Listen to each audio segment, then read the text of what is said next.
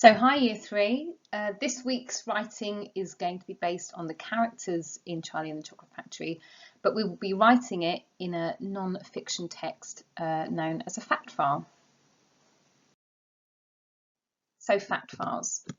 For those of you that haven't already read some, what are they? Well, they are collections of information that is based around one topic or one theme. Often you can find a book that have lots of fact files with similar topics or similar themes. Where have I seen them in real life? Well, many of you probably own fact files and don't even realise it. Top trump cards are an example of this. Sometimes they can be very educational, have lots of facts in, like this one about the tiger shark, tells you all about the size, its danger level and where they come from. Sometimes they are based on fictional characters but come in the form of factual information about what they're like in the stories that they are in. For example, it tells you about the Hulk's appearance, special powers, strength, etc. Often they are about events such as the Football World Cup, and often you'll find facts that they believe that perhaps the reader hasn't heard before. So what are the features of a fact file? What is it that you will need to make sure you include in the layout? Well, when you read one, you should see a main title. This one's obviously called The Great White Shark because it is about a great white shark. Subheadings, these are the smaller headings that give us more information about the topic, so we can locate the information really quickly by skimming and scanning with our eyes. In the smaller box below, you can see there are lots of subheadings: other names, length, weight, diet, habitat, and breeding. Facts. So here is an example of some facts. It tells us that the great white shark likes to eat fish, squid, crustaceans, other sharks, sea turtles, etc., etc. Statistics. These are the numbers or the data that they give us. For example, it shows that the great white shark weighs 3 tons and that it's up to 6 meters in length. Most fact files have some sort of description of what they are talking about. Here it talks about the great white shark being an excellent hunter and the fact that it preys on large creatures and that it's very dangerous. And behaviour. This will be really important when you come to talk about the characters in your fact files, but also anything to do with a living creature will need some description of their behaviour. For example, it tells us that the great white shark is an excellent hunter that chases its prey with great speed and skill. Charlie and the Chocolate Factory, writing an information text in the form of a fact file. So in the story, Charlie and the Chocolate Factory, we have begun to meet many characters and some of them win the golden ticket and get to visit Mr. Willy Wonka in his famous chocolate factory. There are only 5 tickets available in the world, only found inside the wrapper of the Wonka bars. If your parents let you, you could watch the film or watch the video clips below about the different characters from the film of Charlie and the Chocolate Factory. They're only a few minutes long. From this information, you could create an information sheet about the characters. You could decide to create one based on one character. You could create a sheet for each of the winners, each of the 5. You could even create a new character that could have won the ticket instead. It could be based on you, it could be a really naughty version of yourself, or it could be a really good version of yourself, or it could be a completely new character altogether. It could be in the style of a top trump card, a wanted poster, or like the fact files that you've seen so far. Success criteria. What will make our fact files, our information text about these characters really successful? First of all, you'll need adjectives to describe your characters, because if the reader's going to really understand what they're like, they need that description. Here are some words: foolish, vile, rude, vulgar, greedy, impolite. These are all words that we could use to describe at least 4 of the children that win a golden ticket. However, if you were going to describe Charlie, you'd probably have to think of some other words. Subordinating conjunctions to show the contrasts in their life. We've seen these words before. Here are some examples. See if you can guess which character I was talking about. Although she always gets what she wants, she's never satisfied. Yes, you're right, Veruca Salt. If he doesn't get to watch TV, he sulks like a toddler. And that's Mike TV.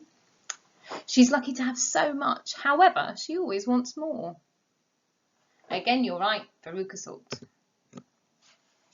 Again, as we've used before, we're going to be putting brackets to add extra detail into our writing to engage the reader and really build up that picture, because the more that the reader can imagine what they're like in their head as a picture, the better they will be able to enjoy their reading experience. So the first one, she screams like a banshee. Now, for those of you that don't know, a banshee is a ghost that screams really loudly and makes lots of noise to scare people. And I don't just want people to think that Veruca screams like any child, because often children scream when they're having fun, when they're running around in the playground or in the park. I want them to understand that when she screams, it's terrifying, like a ghost screaming would be terrifying. He sulks like a toddler. Mike TV is perhaps not quite as awful as Veruca Salt is, but we do want to feel amused at the way he is so silly when he doesn't get to watch TV. His stomach rumbles all day long. His family are too poor to buy enough food for everyone. This one's obviously about Charlie, and the reason I've put this extra information in brackets is because I want the reader to know he's not greedy like Augustus Gloop. His stomach isn't rumbling because he's looking for more food, because he just enjoys eating. But the important fact to know is that he hasn't got enough.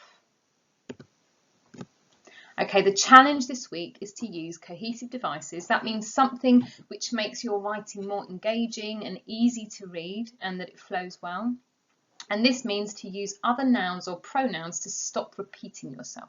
So instead of continuing to say Veruca Salt, Veruca Salt, Veruca Salt throughout your work, you could use phrases such as this obnoxious brat, this greedy brute, that one would be good for Augustus Gloop, or this monstrous child. And here's my plan. So I decided to do a plan about Veruca Salt because I think she's actually my favourite character, even though she's absolutely awful. And to begin with, I started listing some of the main facts that I already know about her. So obviously her name, her age, I think she's about 7 years old. You can have a good guess, that's fine. Her favourite saying, this is something that really stayed with me after watching the film and reading the book. She always uses the words I want. What are the character's most important traits? These are the things that we need to remember that this person constantly does and shows us. She's always bossy and telling her parents or anyone that will listen what they need to do. She's rude with it. She never uses polite manners. She's aggressive. She can stand right in front of people. She doesn't give them their space. And she's demanding. She wants it now. She's not patient at all.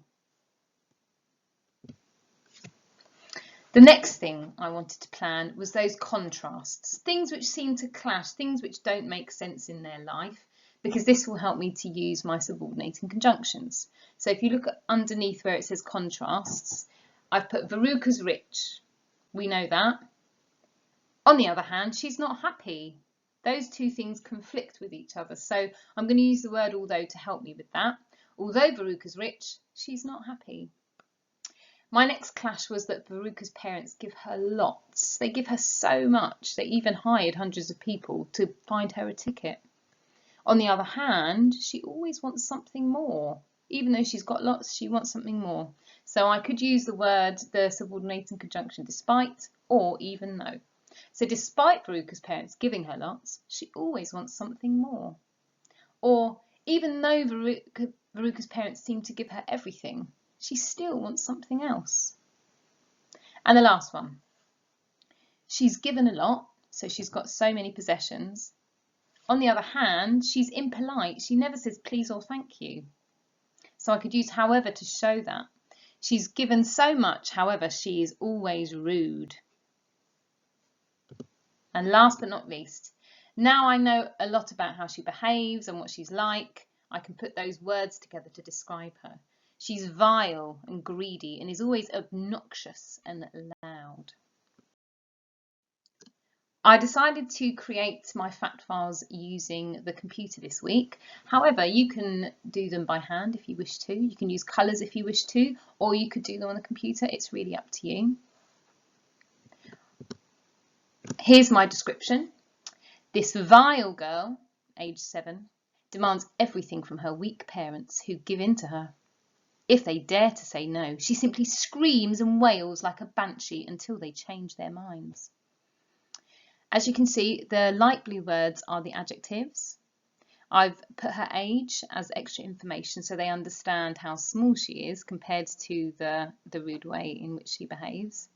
I've put if in red because it is a subordinating conjunction that I've used. And vile girl is underlined because that is my cohesive device. I also decided to add a top trump style addition to the fact file. A lucky finder of one of Willy Wonka's 5 golden tickets. Veruca is a bad nut who has to face a sticky end.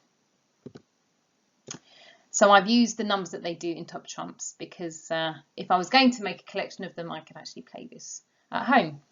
I've decided to give her skill level out of 100. Brains 20. She just demands everything. She doesn't seem to use any intelligence. Kindness 5 out of 100. She's really not kind at all. Cunning 50. She can get what she wants, but she always uses the same way to do it. Mischief 80. She's always up to no good. And greed 95. Very, very greedy. Here's another example. So I've done 2 different examples, but you don't have to do both if you don't wish. So here I've chosen some subheadings that I thought were pertinent to Veruca Salt. If you were doing a different character, you might have different subheadings.